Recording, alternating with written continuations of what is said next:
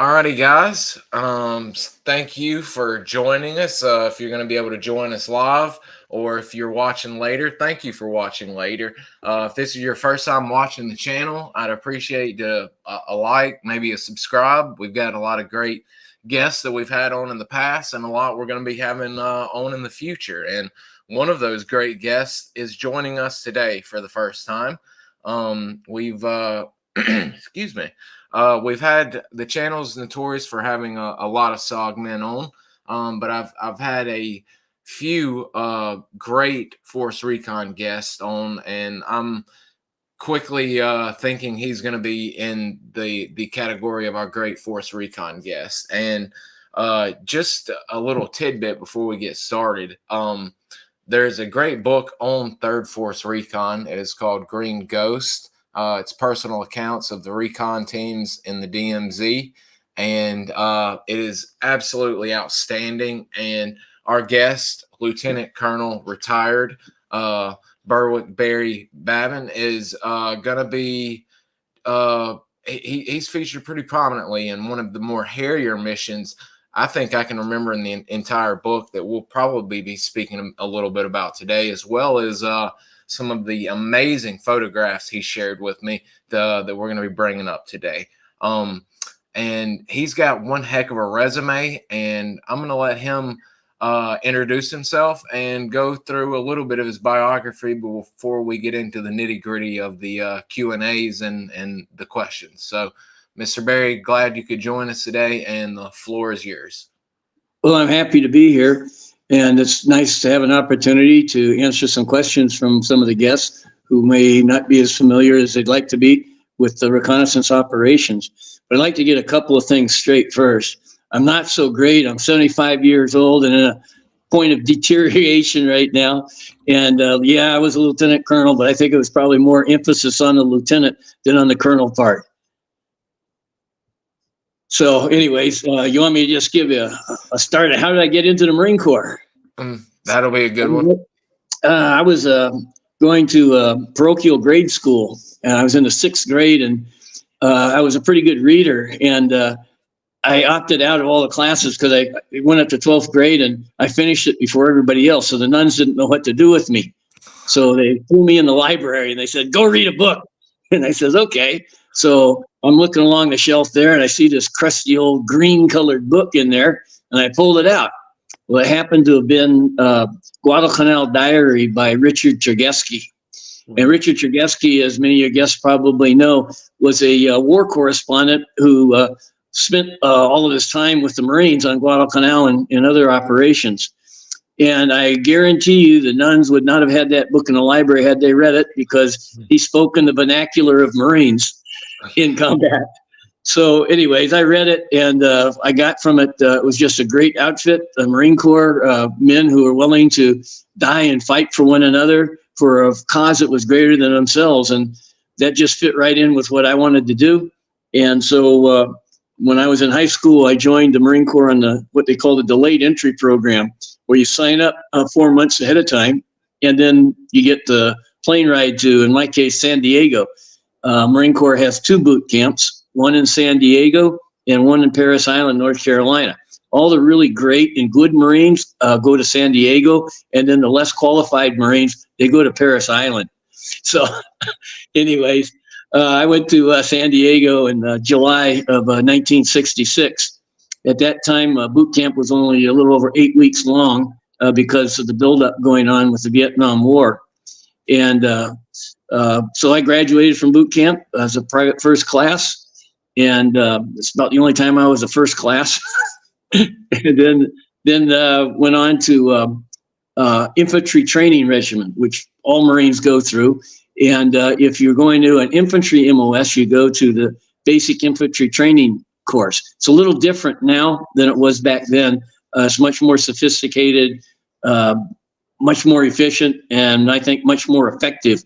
But back then, unfortunately, I did not get the MOS that I desired, which was 0311. 0311 is the MOS for infantry. And I wanted to be an infantryman, but I was 17 years old, and infantrymen were being sent directly to Vietnam after infantry training regiment. So anyways, I ended up with 3516 MOS, which is a automotive organizational mechanic. And so I had to go to Camp Battle del Rio at Camp Pendleton for 8 weeks of motor transport school, learning how to do basic organizational maintenance on Jeeps and mules and you name it, everything up to 5 tons. And after that, I got assigned to 1st 4th Service Regiment, the Motor Transport Maintenance Battalion, as a, just as a low guy on the totem pole, turning wrenches and listening to guys. And I was very lucky while I was there because I passed the general subjects proficiency test. I think I was only like 1 or 2 out of 70 guys that took it, that passed it. It's a very simple test, but if you don't refresh your memory, I guess some of those things you lose. And because of that, I got promoted to Lance Corporal. So about that time, I was looking in the Camp Pendleton Scout newspaper, and it said that they were forming up a new company called 5th Force Reconnaissance Company. And I said, well, that sounds like infantry stuff, and it sounds pretty exciting, and kind of things that I would like to be able to do. So they wanted 3516 MOS guys. They wanted 03s as well, but I went in under the 3516 banner. And we all take the same introductory test that includes a lecture about how weak we are and how we can quit at any time because of our weakness. And if you're not thinking you can do this, get out now, and so on. Well, it was a pretty effective speech. There were about 100 or so Marines that showed up, and about half of them quit right on the spot after the lecture. They had the bus standing by, and off they went. So the rest of us started doing push-ups and pull-ups and getting the boots kicked around, and by these really squared away looking Marines, spit shine boots, polished brass, just totally squared away, and calling us names and challenging us and so on, and in the hot Camp Pendleton sun. So it lasted about,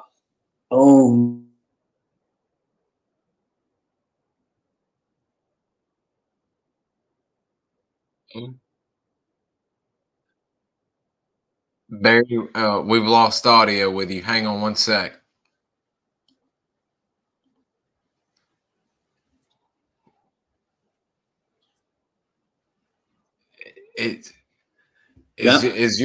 We've got you back now. Okay. Yeah, I'm sorry. I'm sorry about that. It just went straight. It just went out. Oh, those things happen on the internet. So I don't. Pick up where you left off. I'm sorry about that. Is this of interest? Is this something that you want to hear about?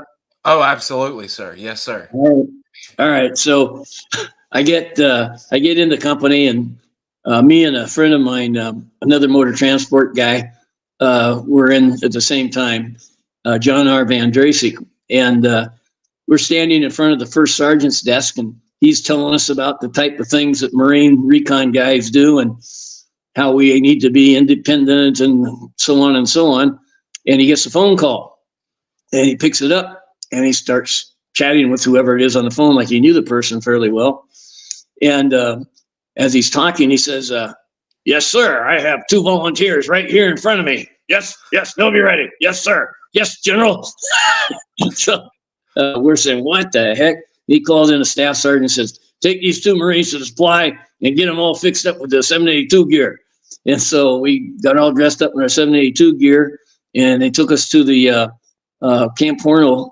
That's where we were. That's one of the camps at Camp Pendleton, still there, Camp Horno. And they have a large pool with a 30-foot tower that you jump off of. And so we had to jump off the 30-foot tower with all of our gear, helmet, pack, everything, into the pool and drown proof for as long as they had. We ended up only had a drown proof about 30 minutes or so. But we're in the pool, and it's getting time to get out. And I'm kind of looking up over the water, and I see on the edge of the pool there are these really highly polished shoes. This is before the plastic shoes came out, and they were just like black mirrors and shining in the limited sunlight. And I looked a little further up, and there was a short man there, and he had a little swagger stick with highly polished brass on either end. And he looked really grumpy. And that's when I found out it was Lieutenant General Krulak, Charles Krulak. And he was the Fleet Marine Force Pacific Commander at that time and advisor to President Kennedy for various operational issues that Kennedy was concerned about. So anyways, that was my introduction into the 5th Force Reconnaissance Company. And we followed that with the first thing they put you through is what they call junior jump school, which is a rehash every day of what you did to get into the company. And so you really got to want to be in there bad. But anyways, it's a 1-week school, and they teach you the basics of how to jump out of airplanes. And then shortly thereafter, we got shipped off to Fort Benning, Georgia, and started the 3-week Army basic parachutist course. And we completed that, and that was just like a vacation. Very easy for us to do. We had a lot of fun with the what we called black hats, because they wore a black kind of like baseball cap. And they would make the mistake of putting the Marines at the front of the column. And if they didn't put us at the front of the column, we'd eventually get there because the Army guys would slow down as the further we run. And so we'd get up to the front, and we'd just take over the formation by running a little bit faster, a little bit faster, a little bit faster, until the black hats couldn't call cadence anymore because they were trying to keep up with us. They get, but we had a lot of fun like that going along. So that was the first thing that we did was that. And then the rest of the time I was in 5th Force, we got a lot of specialized training in supporting arms, weapons, land navigation, patrol techniques, just a wide range of subjects. And eventually went to scuba school. And that was pretty much like going to jump school, pre-scuba school, doing push-ups with dual 90s on your back, 90 cubic inch air tanks, duals. And I don't know, they're, a few pounds, I guess. I don't know how much they weigh, maybe 50 or 60 pounds.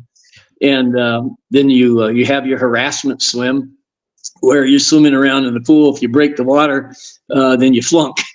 And you got guys diving in and pulling your mouthpiece out of your mouth, or flipping off your oxygen, turning it off, or air rather, and pulling your trunks off, and just all kinds of harassment, trying to get you to break the water. So we got through that, and I have to admit, when I first started the school, I wasn't really good with the mask. Like when I had the mask on, if you took it off, and I said, "Oh, I can't breathe," because it's this water environment. So I eventually learned how to do that, and got pretty good at it. But that was one of the little tricks that they pull, was they pull your mask off. But so I'm sitting on the bottom of the pool with another guy without any clothes on, and just one set of tanks between us, trying to suck out of the O-ring in the middle of the tank. And so at that point, they figured, well, we're not going to get these guys. So we got out. Then we went to, once again, to the Navy Second Class Divers School, 32nd Street Naval Station in San Diego. And that, of course, was like another vacation, except they had some Navy SEAL guy who was in charge of the school, and he liked to take us out on runs. And we run down into the dry docks. They're very deep, and there'd be several levels of stairs going down. We'd run down into those, run around the bottom of them, run up the stairs, up and down. And eventually we just run off the end of one of the piers into the water. Yeah, San Diego Bay is probably the filthiest bay in the world. I mean, it's really, really bad. A lot of debris in there, but that's where we did our basic training when we got out of the pool stage of scuba school. And one of the tricks that they had us do is we'd have to make a bounce dive, free dive, no gear other than our fins and mask. And you have to go down and pick up some soil or whatever's down there at the bottom, and then bring it up to the top. Well, as you're going down, it's about a 30-foot deep. You go down, and about 6 feet from the bottom, it's just pitch black. As you're going down, you see these turds floating by and different things. From Mexico. You get down to the bottom, and you stick your hand in there, and you say, "Oh, I want to get out of this." You're holding your breath. And so you grab the mud or whatever it is down there, and you get up to the top. By the time you get to the top, guess what? It's dissolved. It's no longer in your hand. And so you get to dive down again. And that time you're a little more careful about how you bring it back up. But anyways, it was a lot of fun. We had a lot of good times there, and we got liberty every night. So, who's to Oh, complain? wow. Yeah. So we got done with that, and then more training and so on. And let's see, I guess it was 60. early September or late October, no, late August, somewhere in there. They had some Force Recon Marines from the reserve unit that were coming with us, and we were teaching them some patrolling techniques and exchanging information about how to do the job.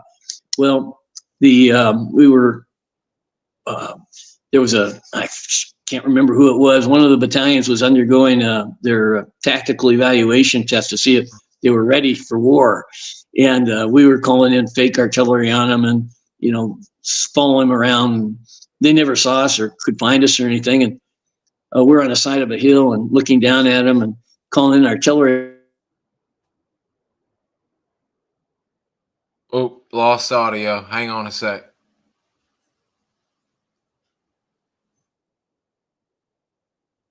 It'll catch back up. Hang on. It's a glitch. Let's see.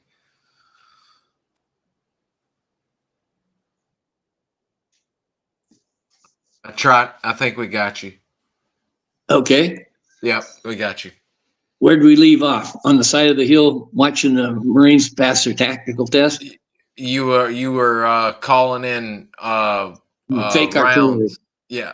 Fake artillery. And somebody's out there, refereeing, listening in, and of course, how they respond to those things is how they're evaluated. So up comes the first sergeant's voice on the radio, and he says, Echo 4 Bravo. At that time, I was a corporal. And he says, message to follow. And he reads my orders to Vietnam over the radio. Oh.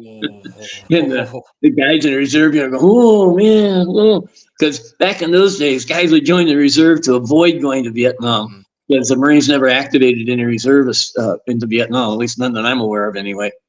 Wow. So I got a few days leave and embarked.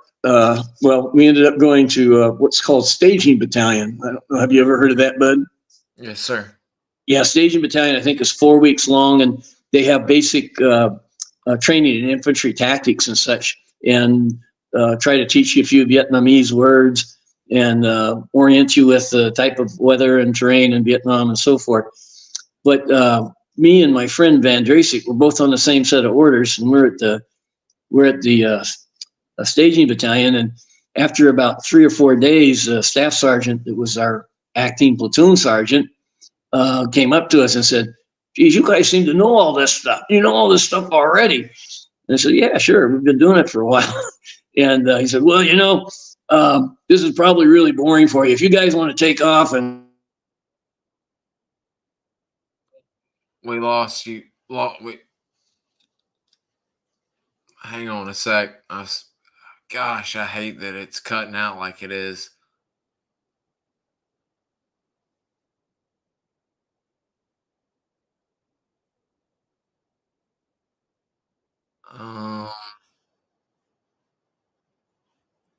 Let's see if it's...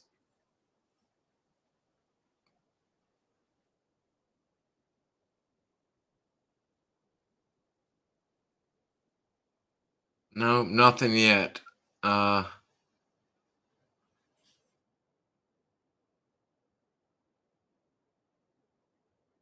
Dang. No, nothing yet.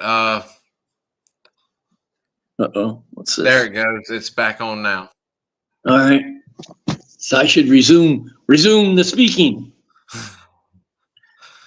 All right. So we're at Staging Battalion getting liberty every day where everyone else has to do their stuff. Of course, we had to come in when they did shots, and I don't know how many shots we got, but the worst one is called the gamma globulin, and it goes right in your butt cheek, and it's based upon how big you are, how much you get. But I am sure they probably doubled the dose, and it's a needle shot, not a air gun shot. So, anyways, we had a lot of fun, spending there last time. Kind of interesting, Oceanside during that period of time. The streets are always pretty crowded in the evening whenever all the Marines are on liberty. And you got these people standing out on the streets trying to entice you up to their office or their room. You got two basic kinds. You got the kind that are trying to ask if you've been saved and if you want to know Jesus, and we've got cookies and Kool-Aid. So we'd go up and eat cookies and have Kool-Aid and stuff, and then say thanks and go.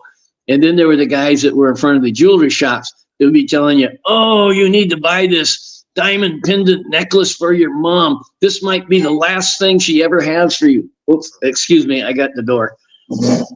I'll be right back. Yes, sir.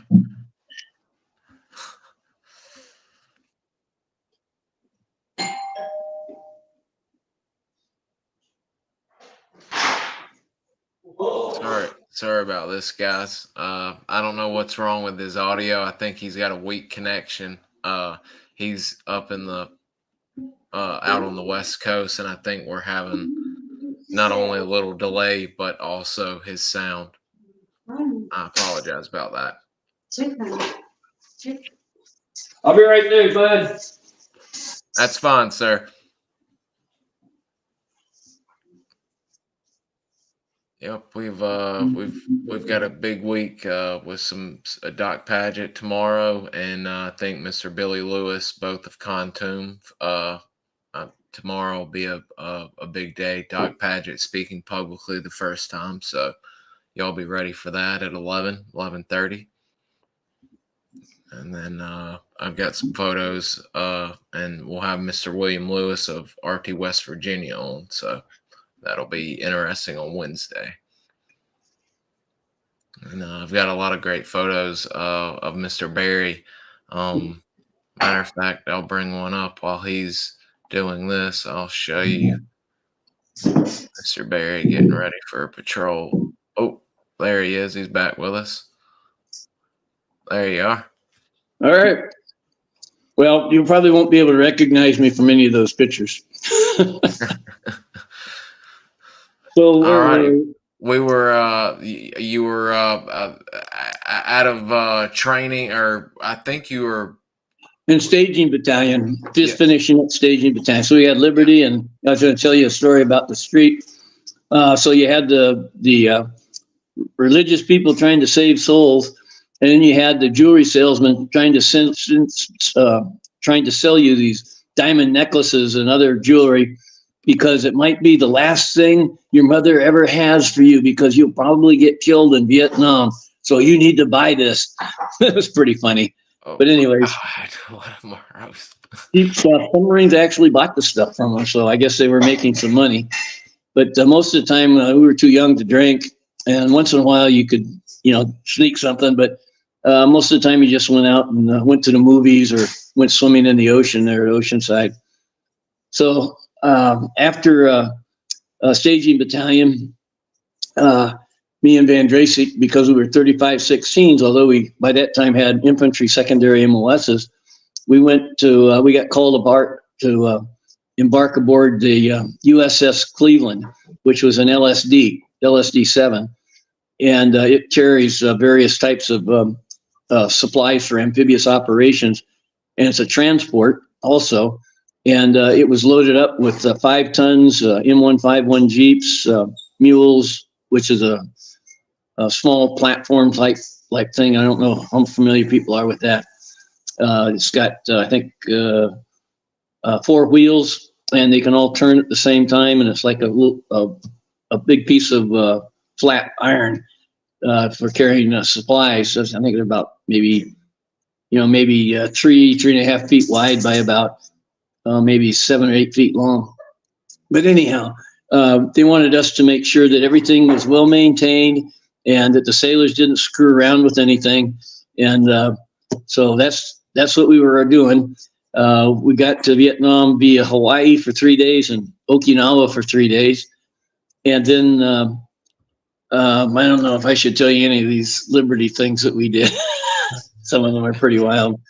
But so we got to Vietnam. We had these tractors, the tractors for pulling large trailers. And our job was, once we got everything unloaded, we had to drive these up to some location near Freedom Hill where they were going to be staged. So that was our first time in Vietnam. And so we're driving down the roads in the middle of the night thinking about, oh, there's going to be Viet Cong ambushes and all this kind of stuff. So we're blasting through the night, going, 50, 60 miles an hour down narrow dirt roads until we get up to the top of the hill. It was about maybe 15 miles away from where the ships offloaded near China Beach, maybe Red Beach. I don't know. They're both adjacent. But anyhow, we got up there and we told them, well, we're Force Recon Marines. And they said, well, it looks like you're motor transport maintenance mechanics. And so they sent us to Force Logistics Command. And when we got to Force Logistics Command, they said, listen, we've got about 35 more mechanics than we need, but you guys are 03 secondaries, so we're going to send you to Delta Company 1st MP Battalion. And if you want to change your orders, wait till you get there and request mass. So we got down there, and it's not really an MP company, although that's the official designation, Delta Company 1st MP Battalion.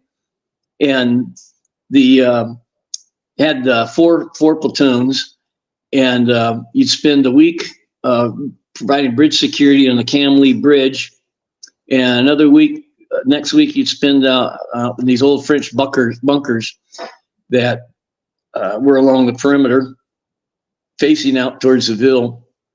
And then the third week, you spend doing security patrols day or night, both of them, through the Villes and out in the rice paddies and so on.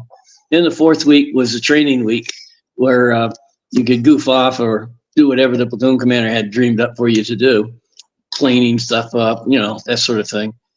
So that was life at Delta Company 1st MP Battalion. So both me and Van Dracek requested mast, and we eventually made it up the chain of command, everybody discouraging us along the way, until finally it reached to the headquarters for Force Logistics Command. And we got a call in the morning that we had to report to the general's office, and they gave us a Jeep, and we arrived and spent a few minutes in there, and stamp.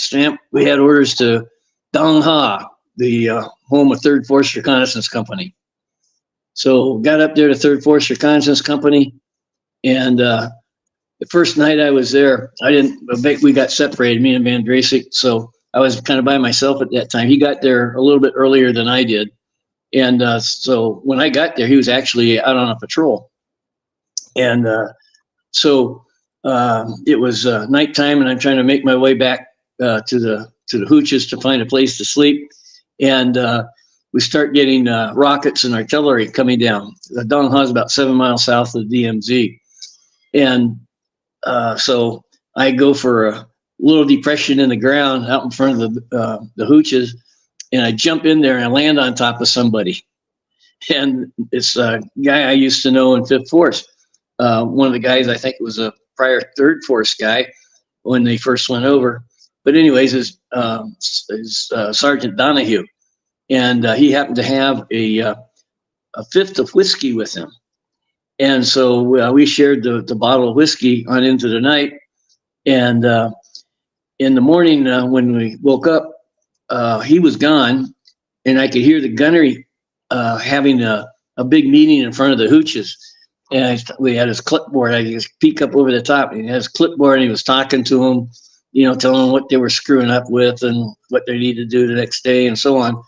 And he called the head corpsman, and the corpsman came up and said, well, I want to warn all you Marines about buying alcoholic beverages along the roadways here. There's been a number of instances where people have bought bottles of whiskey, and it was actually wood alcohol, and some people have gone blind and others have died. So I had just consumed a quart of a bottle. Had nothing happened to me. But anyways, Dong Ha was, they had hardback hooches, which were kind of nice, and you had diesel doused plywood on the floor, and you had the little canvas cots that you got to sleep in. So tin roofs, and there were all lots of sandbags around. The only problem was that we used to get incoming pretty regularly during that period of time for the first 3 months that we were there, or that I was there anyways. And nobody ever hardly ever, you got a picture of one of the things I took a picture of. But that was the only downside. And they'd usually drop stuff down on you, like in the morning when you're going to breakfast, or the evening when you're going to shower, in the middle of the night for harassment and so on. Hardly anybody ever got hurt, although there were a couple of casualties that I'm aware of. But it wasn't that big a deal. I mean, it was just part of the way. And then the first thing you did, or what we did when somebody new came into the company, they went to the 3rd Recon Battalion, where they had a little training scenario for you, a week, or it's 1 week or 2 weeks, where they would indoctrinate you as to Vietnam, which I'd already had plenty of because I'd been there for a few months while I was requesting math. And then they try and teach you some stuff about explosives and, different stuff, which was all stuff that we already knew. So it's kind of boring for me. But when we got back, we started running patrols in the northern I Corps area of Vietnam. And I started off with, at that time, with what they call 8-man patrols, where they would have 8 Marines in a patrol. And you go out to collect information about the enemy. And sometimes you made contacts. About a month before I got in the company, well, less than a month before I got in the company, Terrence Graves went out with his patrol. Lieutenant Terrence Graves. His patrol name was Box Score. So that was fresh in everybody's mind. I don't know, are you guys familiar with that patrol? This was a patrol where Terry Graves was killed and was posthumously awarded the Medal of Honor. Everybody in the patrol got one, I think it was Nations, got a Navy Cross. Danny Slocum and a couple other guys, everybody else got a Silver Star. That's one guy got a Bronze Star. So everybody in the patrol got a medal. They ended up ambushing the point element of an NVA regiment, and that didn't work out too well for them. So I'd mentioned that my friend Van had already gotten out on patrol, so he was coming back about that time, and they just had a hot contact. And they were on the side of a hill, and the NVA were on the downslope side, as he told me. And the guy that was on the lowest side of the hill had a M60 machine gun. His name was Grinwall. And the lieutenant was going around to check the posts, and he got down to Grinwall, and he saw the NVA down, or the Viet Cong or NVA, I'm not sure which they were. I wasn't on that patrol. I think they're probably NVA, because that's who operated in that area. But anyways, he shouted "Gooks," and of course, all the guys down on the bottom of the hill looked up. Who is that? And they started shooting. And Grinwald started laying down a base of fire with his M60, and the lieutenant ran back up to where his position was before. One of the radio operators started calling in for supporting arms and so on and so on. But anyways, it got time for the helicopters to come in, and they're coming in. They were what's called H-34s, which were older helicopters, and they're very slow to elevate. They only have one engine, and at that time, that was what they had. But anyways, they're coming up, and Grinwald is being the last guy and trying to cover them as they're getting on a helicopter, and he gets shot. Well, first of all, he got shot when the lieutenant was down there in the initial part of the firefight. He got shot in the leg or somewhere. And then as he was coming up the hill and covering for everybody, he got shot in the chest. Machine gunners are the principal targets when you're engaged in a firefight, because they put out the most rounds fastest. So people want to shoot and eliminate that as quickly as possible. But anyways, they got him on the helicopter. He's wounded twice. And unfortunately, the corpsman was thinking he should calm the guy's nerves down because he's been shot, has a chest wound. And he lays him on the right side, so that, the blood's, staying on the lowest part where the injury is. But then he pulls out the atropine injection, which is a antidote for nerve agent and calm his nerves, right? And unfortunately, that's probably what killed him. He died on the way to Bravo Med. So that was a real hard luck patrol for Van Dracek for his very first patrol. So we continued patrolling 8-man teams. I can't remember how many patrols I went on back then. I had a little green memorandum notebook that I would jot down notes on the patrols. I do remember the first time that I went out, we were getting ready to do a walkout from LZ Stud, which was later known as Vandergrift Combat Base. And I was all excited about going on my first patrol, eager to go. And but I'd heard about all the insects, and this concerned me. So I had a green bottle of insect spray that they issued to you. And so I started spraying down all the places where bugs could get into my body, around the tops of my boots and along the bottom of my trousers, around my waist, along the fly of my trousers, and my wrists, the cuffs of my shirt, and so on. And so we were going to walk out in the morning. We got there late afternoon, and I'm sleeping. I got a poncho over me, and I'm just kind of sitting in there. And all of a sudden, I got this burning sensation down there between my legs. And I got out my flashlight to see what was going on. And I had blisters all over down there in a very sensitive region. And it was from the bug spray. So I was not very comfortable. So anyways, that was my first patrol, a walkout from LZ Stud. And just typical new guy mistake. So we went on a few more patrols, and nothing of great note. I guess one patrol we got caught in the crossfire between, was it Camp Carroll or something, and some other, and the NBA who were shooting in. And so anyhow, just weird stuff like that happens from time to time, and you just hope that one of the mortar rounds doesn't land short. So anyhow, about I think it was the end of March. They got the idea that we need to go back to the way we were supposed to be employed, and that's with 4-man teams. And I thought that sounded good, because I didn't like going out on 8-man teams from the very beginning, because it's too many people, and you got some people that are noisy, some are like elephants in the bush, some of them are just not as attuned as they should be, and so on. And I figured with 4 people, you got much more flexibility, and you could move much more quietly. So that started off, and I went out on 2 or 3 patrols, made contacts on all of them, and then I was elevated to the esteemed position of patrol leader. And so I took out 4-man teams for some time, and we made I told you I was keeping my notes in a little memorandum pad that all the patrols, but we had a point-to-point contact, and pretty intense firefight, and it got time to break. We got an opportunity to break, and I was breaking brush. We were running down a hill, because it's a lot easier to run down a hill. The only problem with running down a hill is there might be enemy down at the bottom, because they like to walk along the streamlines. But anyhow, it was a way to get out of there fast.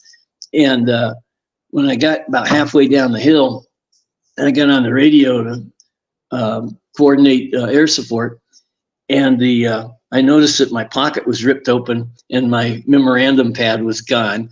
Also, the shackle sheets that I had, their numbers and alphanumerics that are printed on what looked like dog tags. You keep them around your neck as a patrol leader.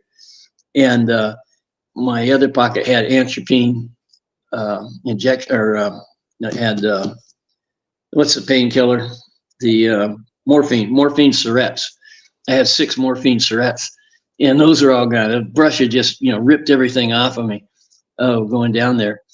But I still had my pencil flares, and I was able to coordinate the helicopters. They couldn't see us because we were down there in pretty thick jungle, and there's absolutely no way they could see us down in the trees and so on. So, but I had the pencil flares, and I could hear them, so I gave them coordinating instructions, clock instructions.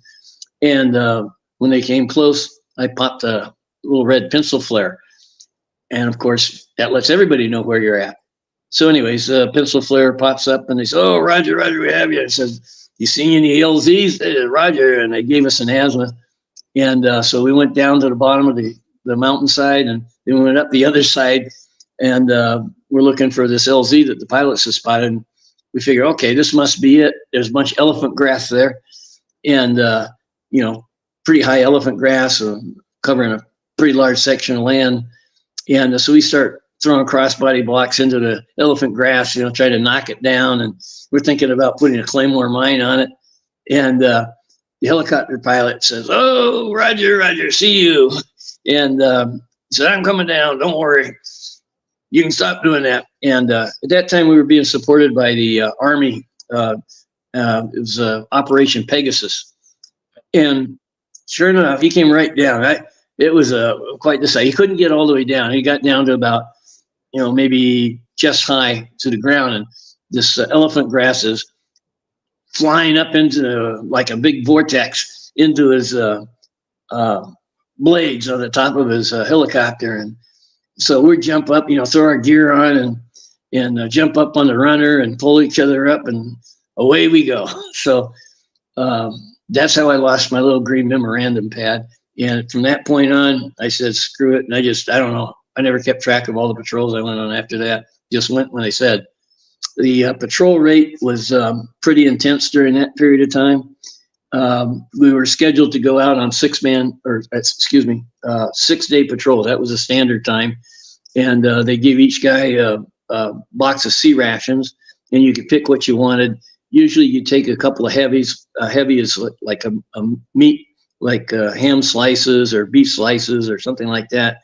And we would go, and a couple of fruits. And they had apricots, fruit cocktail, peaches, maybe something else. I can't remember.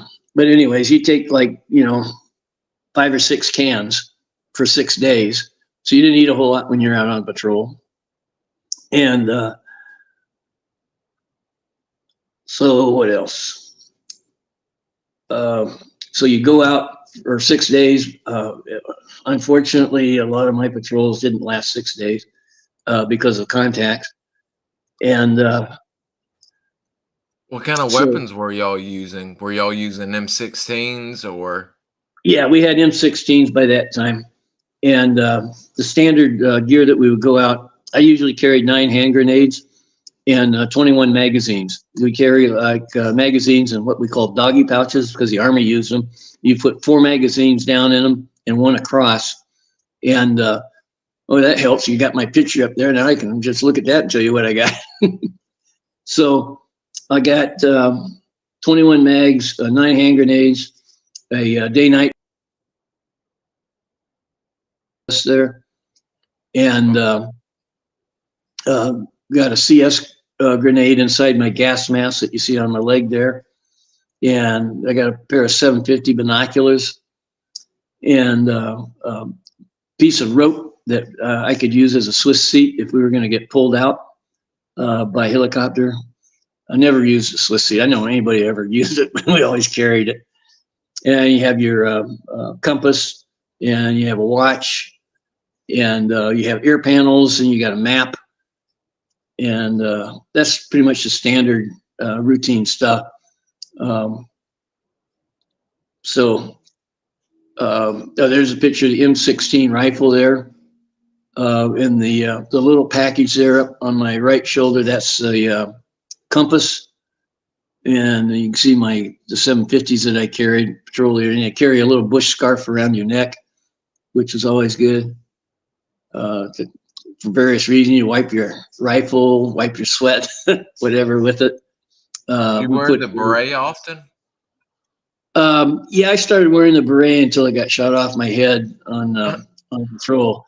It just fortunately didn't hit my skin, but it sure yanked it off my head. Then I had other types of, we all had our own kind of personal determination of what we want. Some guys wear floppy hats and stuff like that, but I like the beret because I felt like I could just slip and slide through the brush a lot easier. Wow. And that's typical elephant grass type stuff right there that you'll find in some places. There's large parts of it. And when you patrol through that, you never want to make a straight line. One of my earlier patrols, it might have been the last patrol I went on with the 8-man team. I was still fairly new. I only had 5 or 6 patrols. And so I carried these little pills that you could put in your water that were supposed to make it good to drink. And tasted horrible, but it took about 20 minutes. You put these little pills in your canteen, you shake it, and then wait 20 minutes, and then you could drink the water safely. So nobody ever used them, but me being a new guy saying, yeah, I'm going to use those. So we're in this elephant grass, very similar to what you see in the picture there, and there's this little stream. Well, streams are dangerous because the NBA like to walk down the streams because it's easier than walking through the elephant grass. Elephant grass is very sharp. You cut yourself with it, and you can't see very far. There's a lot of reasons for it, but nonetheless, sometimes you're on your hands and knees crawling through that stuff.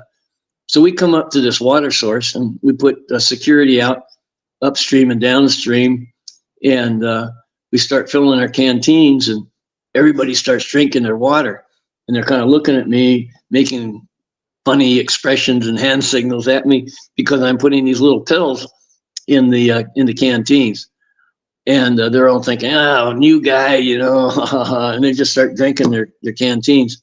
Well, the patrol leader decides that he wants to go upstream a little ways before he gets back into the grass, and we go around a turn in the stream, and there's a dead water buffalo in the middle of it, and it's all decayed, and there's mucousy slime detaching from the carcass and floating down the stream, and there's maggots. The maggots must have been an inch thick, and they're falling off of the thing going down. That's where all the guys had been drinking their water from.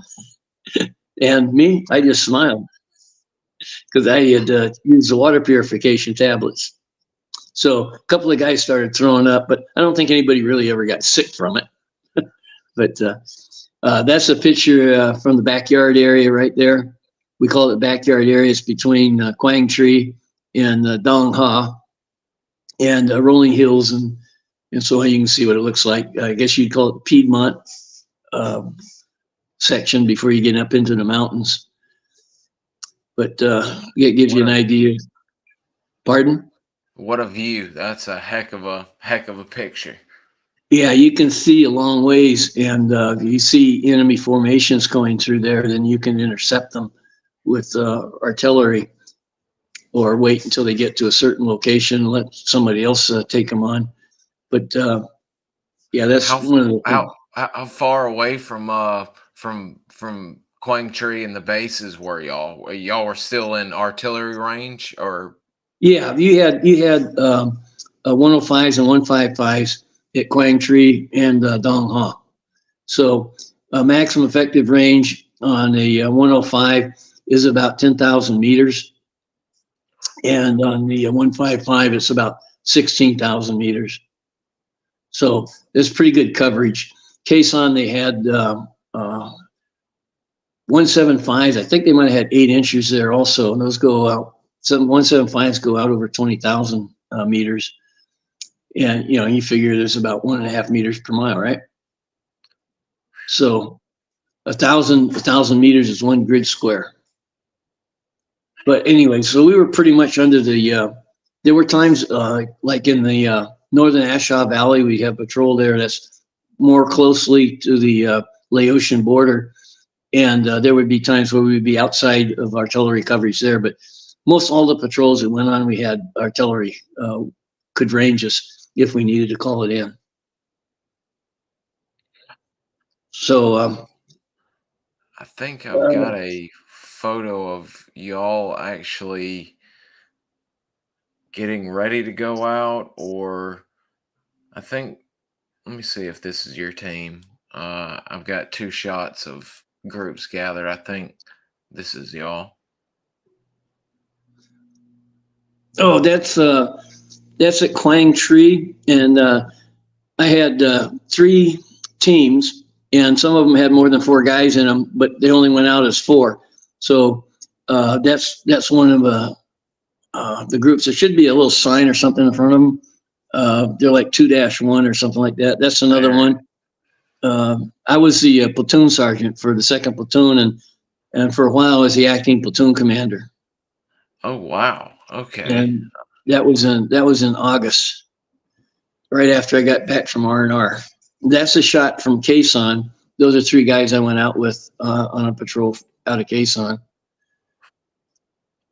And is that you can always tell if you had contact because the end of your rifle You used electrician's tape to close it off so you wouldn't get any dirt going down the muzzle. So if you see guys come back and the electrician's tape is blown off, you know they've been in contact. Was that the mission that was featured in the Green Ghost, to where the commanding general ends up meeting y'all and talking to y'all about the mission? We talked to the commanding general a number of times, and also the ADC when we come back off. I think they just like to come down and chat with us, just because they're generals and they want to flash the brass and make us feel good about what we're doing. But there were several patrols where we met with General Davis, and I'm trying to think of the name of the ADC. Really a nice guy, very avuncular type of individual. And he played the trumpet. I can't think of his name right off the top of my head. But anyways, really nice guy. General Davis was a very serious-minded guy. Every time I saw him, had steel blue eyes and very penetrating. He was probably one of the most decorated Marines in the history of the Marine Corps. He had all the Combat Valor awards, which will include the Medal of Honor. And his concept for fighting and employing Recon in the Northern I Corps area of Vietnam was spot on, much better than before. And he was much more willing to use us as an information gathering asset. And so I really liked the way he did things. But anyways, the patrol I think you're referring to is the one that we had on 868. It lasted 2 days. So not so good. But anyways, the top of the mountain was like 1.5 foot high grass at the most. Very difficult to be concealed. Anybody on either side of the ridge line on the valley, across from the valley, they had binoculars, could see us for sure. And that's on the second day. We saw some guy looking at us with binoculars on one of the fingers off of the ridge line we were on. And so we started moving and ended up, they started coming up the side of the hill, and we were in what you call a running gun battle. And we finally found a crater, military crest to the ridge line, and we got in that, and we were engaged for about 2 hours and close to running out of ammunition when helicopter finally came in to pick us up. And we were pretty happy when that guy came in, because we didn't have anything left. I'd expended all my grenades, and it was getting to be dark, and we were thinking about how we were going to E&E out of there without any ammunition, because we were just that out. One of the guys didn't have any mags left, and I only had 2 mags left. And so we were shooting as we got out of the helicopter, and the NVA were coming up the side of the mountain, and 50s were going off each side of the helicopter, trying to get them. It was probably one of the that's probably the most significant firefight that I was ever in when I was there. There were several others, but that one was pretty significant. Yes, sir. By the sound of it, that is pretty pucker factor inducing. Well, some people get the pucker factor, but you kind of go into a zone, and it's just you kind of like a mechanical, and you just think about things. I just call it the zone, and you don't think about anything else other than what you should be doing at the right place and the right time, and moving things like a chess piece on the board. And that's how you get through those things. If you're all worried about getting shot, obviously you're going to be worried about that. But if you're letting that take control of you, you're not going to be very effective. And in that case, everybody worked good. We'd been out together, except for one guy, and on the team, and everybody pulled the trigger. And that's a key thing. Not everybody pulls the trigger, and that's a real detriment. And that's just one of those sad things, that if you got a guy that is going to pull the trigger in a firefight, then that's the guy you want to have on your team. So, guys, that story is featured heavily, along with many other amazing Third Force Recon men's stories. And if you're wanting just like the John Plaster storybooks of Third Force, or any Force Recon group for that matter, that this is your book, Third Force Recon, Green Ghost, Personal Accounts of Recon in the DMZ. It is outstanding. And as a matter of fact, the book starts off page 7, or page 2 through page 7 is Mr. Barry recounting this hair-raising mission. As if that wasn't crazy enough, even more deep into it is wild. We've ended up getting some excuse me, we've ended up getting some questions, but I thought one more interesting picture story before we got to that would be pretty good, because we're coming up on the hour mark right now. But this is one of my favorite photos of you, and the story behind it is pretty interesting as well. Oh, yeah. That's actually not of me. That's Oh, actually Sergeant Van Dracek, my buddy. We both picked up sergeant at the same time. His patrol was out in what we call the Napoleon Saline area, which is along the Quaviet River and the ocean, and it's an area of sand dunes. And so, rather than wearing oak leaf camouflage or sateen green utility, he came up with the idea when he saw he was going to buy a supply and they had long john underwear in there, and so he said, let's dress up like that. And so that was pretty effective. They could, in the night, you don't patrol the dunes in the day, it's at night. We had a number of patrols. Some of the patrols got inserted by boat from the Quaviet River. And then there was one of our favorite places was a little place called Quaviet. Or no. Well, it's the Quaviet River, and at the end of the Quaviet River is a base called Quaviet. It's a supply dump. And if you go north from there, you come to C4, which was a little Amtrak base that had a company of infantry there and a 105 howitzer.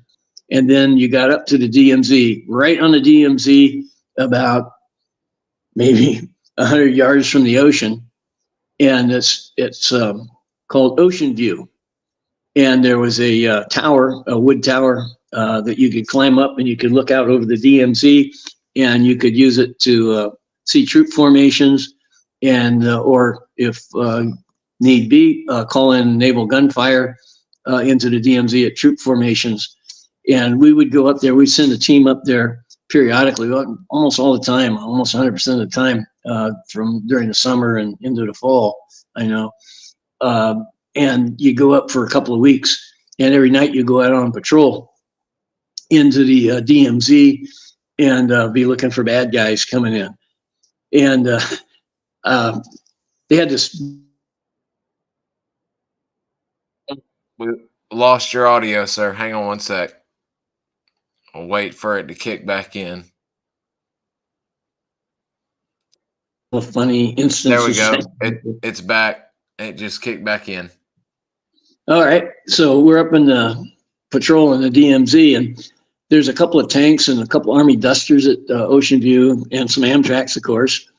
And so we're up there. Oh, I've got to tell you one other thing too for survival technique that we had. When we get to the end of the Quaviet River, we'd be waiting for Amtrak. They're called Amtraks back then, to take us up north to the Ocean View, which was about maybe 4 or 5 miles from the mouth of the Quaviet. And we'd go on land, not in the ocean. But there, like I said, there's a big supply dump there. And among the supplies would be these pallets of beer. And we did not get many alcoholic beverages downstream because of the priority of supplies and the likelihood of getting ambushed along the river. So when we go up there, we would get mail bags. And you know what a mail bag looks like. It's a pretty good size nylon bag, and it says U.S. mail. And so we'd go up there, and one of us would go start. Oh no, we lost you again, sir. Gosh, hang on one sec. Uh, Is it kicked in? Let's see. Uh, yep, it's back. Okay. So we go up with these mailbags and we distract the sailor who was guarding the pallets of beer. And you could put a couple of 3 pallets of beer in a mailbag. And so we would get our ration and go on our way. So that's one of those stories. And let's see, we'd be up there. Okay, they had, I think I was starting to tell you about the night observation device. They had a big 12-inch lens nod, and I had a starlight scope. So we go out into the sand dunes there. And you get up on top of the sand dune, you could look back with your starlight scope, and you could see this big green dot right where the Marines at Ocean View were. And so I figured, well, you could probably shoot a back azimuth right back to them. And if they had direct fire weapon, they could do that. Well, they just happened to have that. They had tanks, 2 tanks. And so there was this staff sergeant who was in charge of the tank detachment. And he was a big Samoan guy and really positive about what his job was and so on like that. So I explained to him that I can see the starlight scope, which is planted next to his tank when I'm out there at night. And if I'm out there, I can shoot a back azimuth to that and tell you where you could aim the muzzle of your tank. As long as you put your compass there and get the muzzle along that degree line, that azimuth, then you can be directed as to where to shoot. And we have enemy out here that we can eliminate. And he was very excited about that. And so we get out there, and sure enough, these helpless individuals are out there. And so I give him this back azimuth to fire. And oh man, he had the muzzle was too low, I guess. And we were on the one side of the sand dune, and he fired some rounds, and he kicked right into the sand dune right in front of us. And man, red metal was flying over us. And so on, the ground was shaking. I said, oh, ceasefire, ceasefire. So that was my big innovative effort. Didn't work out too well. Then another time I remember that was kind of funny. We were up there, and everyone says, okay, Song Bin Hai River. Yeah, okay. That you go across that, you're in North Vietnam. Oh, man, that'd be cool to go to North Vietnam. And the river wasn't very, very wide. Well, I mean, some places it was, but it wasn't very deep. And so we're out there along the riverbank, and we're going to make our big one-night move to go into North Vietnam for bragging rights. Yeah? So that wasn't in our mission or anything like that. But so we're out there, and we run into this Steve Folsom, my radio operator, steps into this kind of muddy area. It's like quicksand. And like in about 3 minutes, he's squirming around. He's down to his waist. We're saying, oh, geez, So we're trying to pull him out. He's holding on to the end of our ropes. And I said, what else could go wrong? And all of a sudden, there's a big thunderclap, and it just torrential downpour of rain. And we finally were able to suck him out, and we just couldn't go anywhere. We were laughing so hard. Yeah, that was that was pretty funny at the time. You have to be there, I guess, to really appreciate it. But it was just, what else could go wrong? Hey, even Mother Nature's against y'all. Oh yeah. Then some of these stories start to come back. We had another one kind of like that, a good laugh story. We're at Quang Tri, and we're in the canvas, the big canvas tents called the CP tent or GP tent, excuse me, general purpose tent. And we had little cots in there, and that's where we slept. Well, we'd roll the flaps up during the hot August summer and get a little breeze through there, and we'd find something to play cards on. And so I'm sitting there. I'm not a great card player or anything like that, but just something to pass the time away. Some guy was trying to teach me how to play pinochle or something, I think. And I got a can of root beer that I had taken and pulled off a little bit, and I chewed tobacco at that time.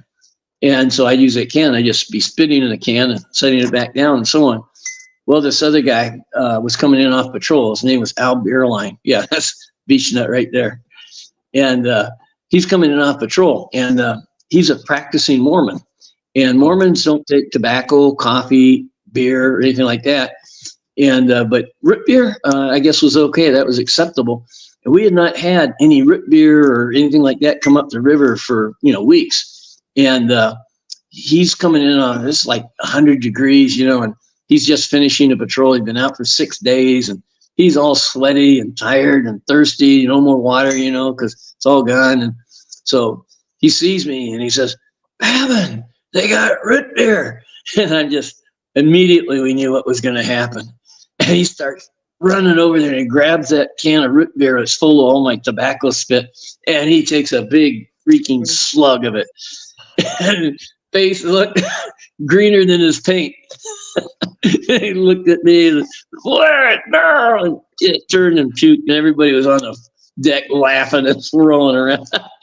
That's one of the funniest thing.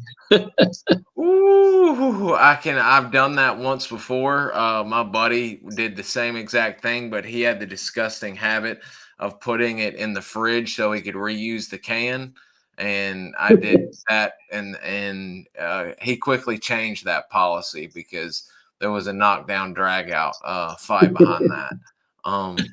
We've got some great questions, but I did want to show, I think this is from your walkout mission that you had just spoken of. This is, I think, Razorback Ridge that y'all took a picture of. That's called the rock pile. And Razorback is you can't really see that from the angle that picture's taken.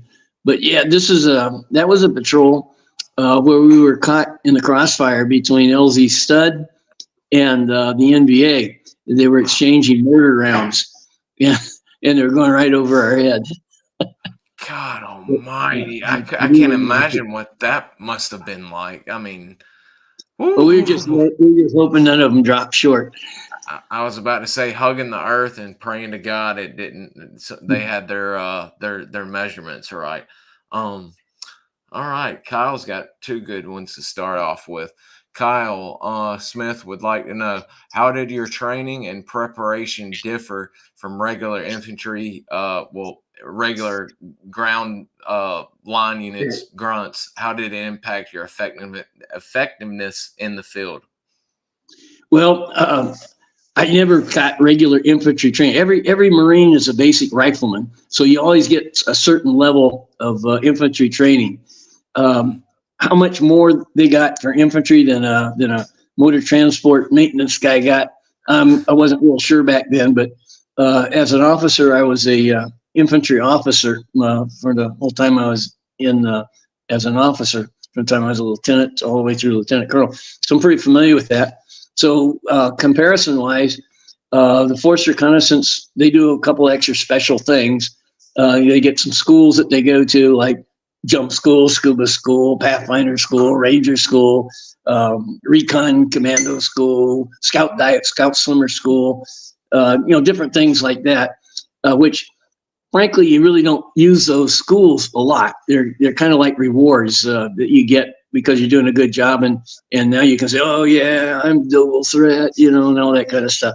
But the things that you really get that are the most important are the intensity that you have in the training, basic infantry training, which applies across the board. But we also learned how to call in all the supporting arms: naval gunfire, artillery, air, and mortars, and we knew how to call in a fire mission, and we knew how to read a map. I was very good at reading a map. If you can't tell where you are, there's nothing you can do for yourself for anything. And I happen to be fortunate in that I was a Boy Scout. That sounds funny, but I learned basic mapping then. But when I got into the Marines, there's much more intensity in training with land navigation techniques and so on. So I would say probably the two greatest differences at the enlisted level are land navigation and artillery support or supporting arms. Those are probably the two biggest things, and those are critically important to be able to do either one of those things. And of course, I guess you could add the third thing, the hot dog schools, as I always, and some of the other guys would call them. I used my scuba training twice when I was in Vietnam. Once was on the the river between Dong Ha and Quang Tri, checking the bridge pilings and looking for anything on the bottom. We pulled up some trash, from the bottom, it's a bunch of old stuff, nothing of a very real note. And then one Guaviat River to Dong Ha, and they needed somebody to go in and free the screw. Underneath the screw is the propeller and the drive shaft that goes into it. It had been fouled by a rope, kind of like a Marine Corps emblem. So they said, "Oh, you guys got Marines that scuba dive." So I went down and underwater with my scuba badge and my scuba tanks and my knife, and I cut the rope off from there and pulled it all out of the threads and such like that. But that's the only 2 times that I used scuba. And jumping, I never made a combat jump. The Marine Corps only had 3 actual combat jumps, and none of them worked out very well. One of them, they lost a corpsman who drifted off into oblivion somewhere, and the rest of the team got spread out and landed in trees and so on. Another one, they landed and there wasn't anybody there. It was a big open area and nothing there. And I forget what the other one was, but it was kind of catastrophic also. But we did get to make administrative jumps, which was kind of fun. And we had 2 or 3 admin jumps at when we were at Dong Ha. One of them they had to cancel because there was enemy in the proposed drop zone. And then we made a couple of trips down to Da Nang, and we got to jump over the Army Special Forces camp, 5th Special Forces out there by Marble Mountain. They had a drop zone there next to the Kit Carson Scout School. And so we got to make some jumps there. So administrative jumps. But cool. That kind of going off the subject there a little bit. But that's it. Land nav and supporting arms, I think, were probably the 2 biggest differences between regular infantry training and what we did. Now, obviously, we learned various means for calling in information about the enemy salute reports and things like that. But infantry guys, a lot of them didn't know that stuff because they just didn't do it. But it was part of their training. So I guess you just say our training was a little more intense than theirs. Absolutely. And our qualification to get in was probably a little different too. You had to be able to swim. Obviously, first thing that happened to me, I had to jump off a 30-foot tower when I got in. If I didn't know how to swim, if I faked that one, I probably would have had some trouble. But that's it. Just a little more intensity, I think. Kyle was also wondering what was the relationship between Force Recon Marines and other units in the Vietnam War. Were there any notable collaborations or joint operations? Yeah, we're all Marines. And now there were some guys, very senior guys that didn't trust us. They said, "Oh, what are these little teenagers doing out there in the middle of the jungle telling us what the NVA are?" And much to the, I can tell you one story. One of our teams identified tanks and trucks near Khe Sanh, and nobody believed it. And guess what? There they were. You can still see, if you went to Vietnam now, they probably still have the carcass of the tanks that got blown up. But so there are some people who doubted what we were doing, and we were doing the best job we could. If they didn't believe us, there's nothing we could do about it. But we would go on our walkouts. We'd collaborate with infantry guys there, like at LZ Stud. In fact, I knew a couple of guys that I'd been in training with, like Romero and a couple of those guys. And they'd be telling us about, what their experience was and if they'd been in the area or something like that. So we didn't have a lot of interaction with other infantry units, but it happened from time to time. Probably one of the greatest examples of that was Butch Corsetti and his patrol in second week in August. You can look it up on the internet under Navy Cross people. I don't know if your guests know this, but anybody who gets a Silver Star or a Navy Cross, there's a record of it. There's also a National Archives record where you can look up all the other awards, but Navy Crosses and Silver Stars and the citations for them are all available on the internet, on the DoD website. And there's 2 or 3 other websites that a lot of them happen to know. But if you're not in there, you probably didn't get it. And you find a lot of people like that from time to time. But anyhow, back to Butch Corsetti, really good guy. In fact, he and I were in competition to go to Recondo School. So I'm going to digress just a little bit. Recondo School was a school that the Army put on down south. And it was another one of those hot dog schools. And they taught, patrol craft. And it ended up with actually going out on a patrol. And they would have, the Army always has the honor man for all the schools they go to. And so Butch and I they asked anybody want to volunteer. I volunteered, Butch volunteered, 4 or 5 other guys did. And I got selected to go. And just before I'm getting ready to go, they said, well, Babin, you don't have 6 months left. You only got 5 months left to go. And so you can't go to the school. You have to have 6 months. And so I thought, geez, that's a little disappointing. Well, Butch happened to be number 2 guy. And so he went, and he felt really bad, really sad that he couldn't go because he knew that I wanted to go. And he apologized to me and said, look, go to the school, do a good job. So he went down to the school, and he did a good job. He got first place. He was school honor man. And when he came back, he brought a whole bunch of bottles of Rico 150 rum. And so we enjoyed that after he got back and commiserating over the stories and so on. So anyways, Butch, really great guy. He takes a patrol out up there, I guess near Mother's Ridge. No, it was more closer to Contien. It's closer to Contien. Kind of a hilly area, pretty much like that picture that you showed earlier of the backyard. And the northern part of what we used to call Leatherneck Square. And he got into hot contact, and there was an Army battalion that was operating in that area. And they broke contact and linked up with the Army unit. And the Army unit then made contact with the larger NVA unit. And Butch Corsetti, they had a couple of tanks with him. Butch Corsetti got on top of one of the tanks and started directing tank fire and scouting out, looking for where the enemy were from that high position. And he was awarded the Navy Cross for that action. So that's a pretty good interaction. The Army, or the infantry guys, battalion commander of that infantry unit, put him in for the Navy Cross. So that's an interaction with those guys. But we didn't our where we lived wasn't next to infantry units. We didn't live next to them, and I don't know that whether it was by design. It's just they needed a place to put us, and just didn't happen to be close to them. But we all had basic infantry skills. I hope that answers the question. It most certainly did.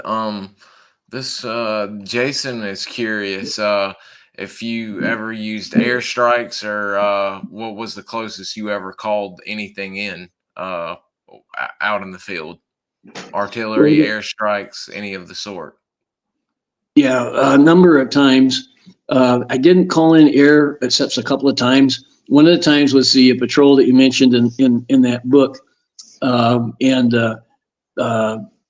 the bombs didn't drop close to us. They were quite a ways up the valley that we were calling in on, and we would just guide the aircraft, give them the approach and azimuths to fall, and when to drop the bombs, and so on. But one of my friends, Sergeant Mandracy, they were on a patrol, and some planes, F-4s, coming back from the North Vietnam bombing runs, were coming by, and they were looking for places to expend their ammo, and they saw his patrol down there. I don't know how they saw him, but they saw him, and they were dropping bombs and nape. And one of the pieces of the napalm canister flew off and hit Zachary in the butt, cut off half of his ass about 10 days before he rotated, before they were finally able to get him to stop.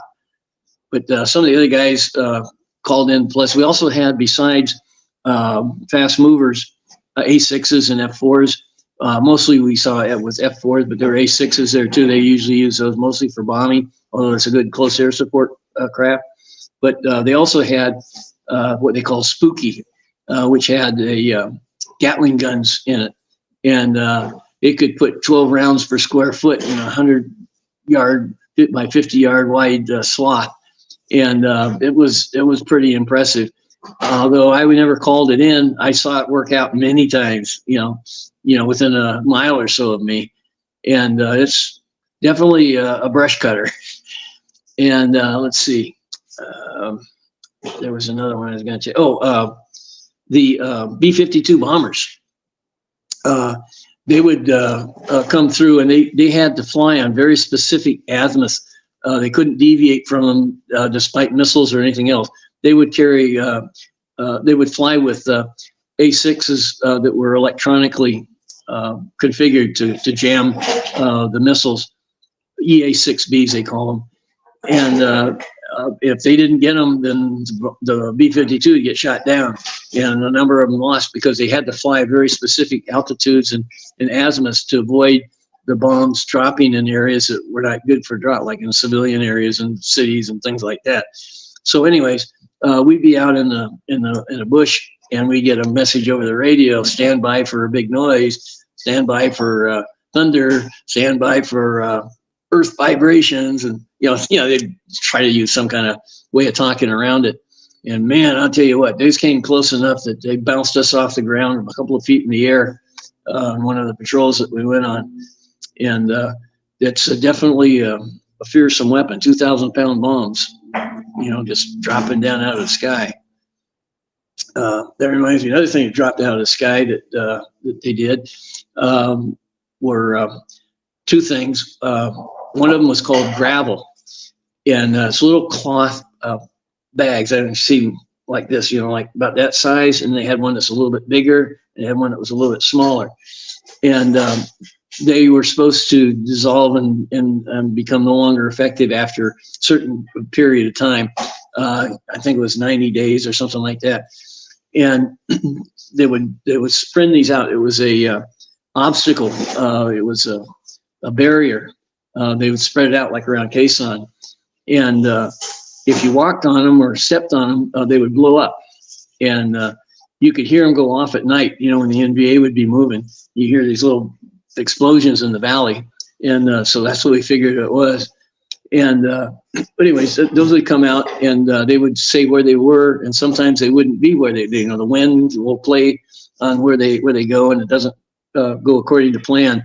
And I remember one guy, Sergeant Kretz, he stomped the butt of his M16. He was going up a hill. He stomped this and then hit a piece of gravel, and it blew off the stock of his gun, and he got a bunch of flecks in him.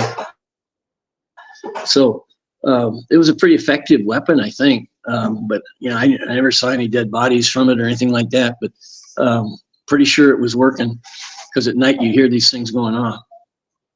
And the other thing that you see dropped out of the airplanes, and we didn't call this stuff in. This, it's a little digression from supporting arms here. But the other thing that we'd see drop out of the sky, or that we knew dropped out of the sky, were these. They looked like bombs, but they were they land in the ground. They bury themselves in the ground. They have these long antennas on them, and this was an electronic device that could sense audio and earth vibrations.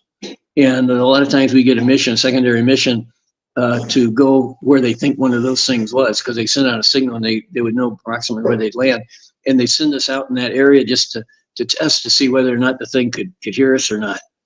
And that was pretty cool that they could do that. That is, and especially, God only imagine what they've got now with sensors and stuff like that.